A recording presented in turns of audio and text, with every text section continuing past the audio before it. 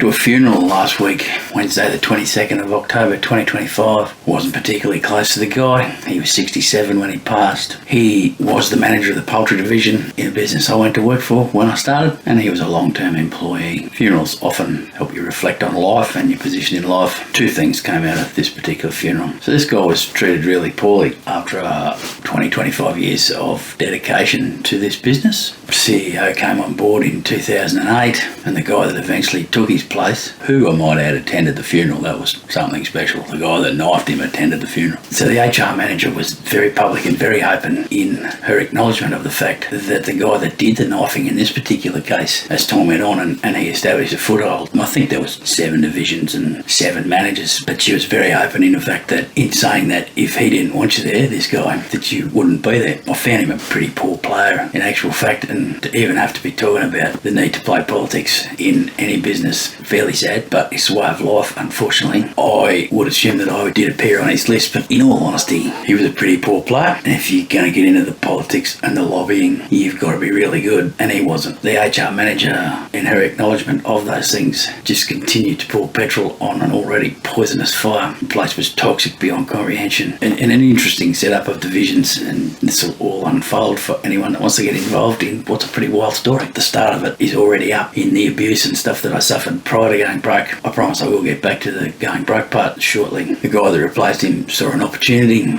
wheedled in with the CEO, got close to the CEO, and eventually got to move this guy out. And this guy was pretty good at what he did. He knew poultry pretty well, and he took this place from probably 200,000 birds to 1.5 million layer birds. And the CEO turns up one day and says, "I'd like this other guy to be managing the place. I'd like to offer you this job," which was several steps down the ladder. The CEO actually managed by division. It was one of the poorest management techniques that I've seen. So the guy whose funeral I attended just packed up and left that night. He was supplied a house and a car, just packed up and left. So the moral of that story is you really do have to know politics. And the funeral did fill in a few gaps. I never knew what he did as a young bloke, where he grew up. So we filled that in. A very small funeral, and none of the speakers could bring themselves to tell the truth about how his work life ended, but it wasn't pretty. And the guy that put the knife in, he was there sitting tall and proud. Not the first time someone was treated poorly at this place, and it was a hugely toxic workplace. That was the only representation from business that this guy was pushed from, and the business owed him more, both in life and death, than what they delivered. Terrible place. Well, the other part of my reflection, there was a lady there that was the quality consultant when I started, and she was quite good, even though I had a great aversion to consultants. I generally found them to be parasitic, but this lady was quite good without any practical knowledge of agriculture, milling, commodity purchases, and they always try to build something around something that doesn't need to be built around something to create paperwork and regulation and make people feel good. That stuff's often driven by the Coles, the Woolworths, the McDonald's, the Yum Chars, if they still exist, but occasionally they find something to build around anyway. Anyway, this lady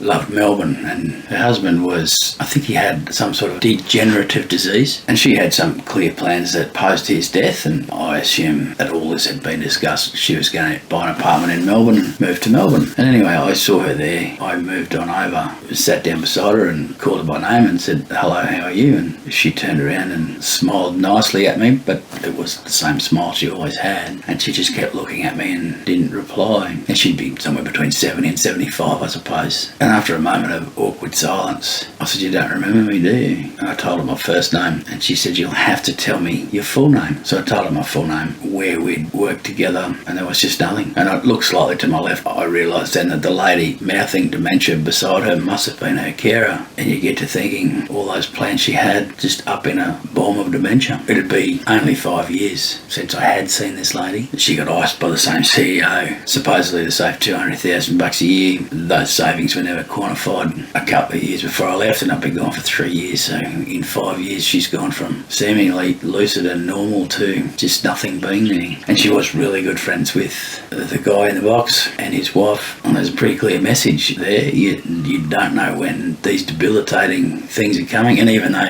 she's probably in a world of her own and not feeling any pain, I felt a little bit of pain for her, because she had those plans she was so looking forward to eventually moving to Melbourne. And I'm not saying she was looking looking forward to the death of her husband, but she knew that he was theoretically going to predecease her, and she had to go and live in Melbourne. I think she had a son, maybe a daughter as well, living in Melbourne, and she loved the place. So all those dreams just up in smoke. Dreams are kind of not all they're made out to be. There was one other consultant and his wife there, and they epitomised what I think of consultants. They knew what I thought of them. They couldn't bring themselves to look me in the eye, even though I tried to make eye contact with them. They were terrible. Just lived off the fat of the business. And of course that business became the second biggest egg producer at farm level in Australia. It's recently been sold, or 60% of it has been sold, to PSP Investments, a large Canadian pension fund investing around the world, picking the eyes out of Australian agriculture. The family that owned it, lock, stock and barrel, maintained 40% of the ownership, as well as 40% of their 50% ownership of Sunny Queen Eggs, which is the retail and value add arm. Of course, Sunny Queen owned by two large egg producers on the Darling Downs, the Hall family and the McLean family. Of course, I work for the Hall family, which today is known as Ellerslie Free Range Farms, but don't let the free range fool you either. But big operations, very, very wealthy people.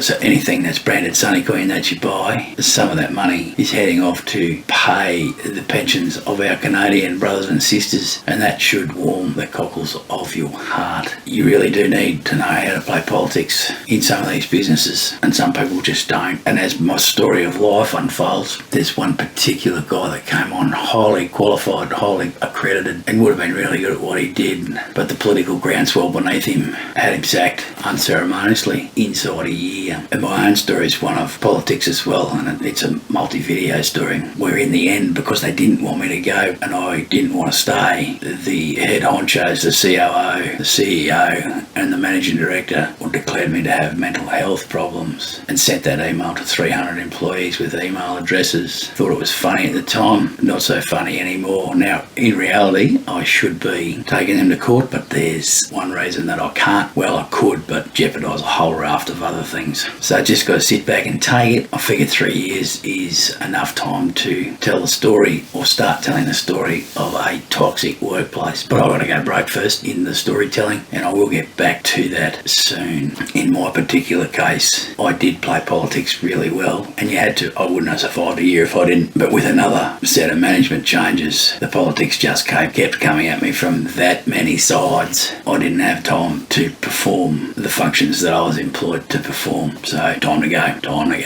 Yeah, no question, I could have left at any time, but I had this profound feeling that I could make a difference. And I guess in my division, I think I did. I was just able to shut our division out from other divisions and deal with the shit myself. All futile in the end. Once we had another management change around 2018, 2019, pace and the power of the toxicity picked up again for reasons I'll disclose as we go on.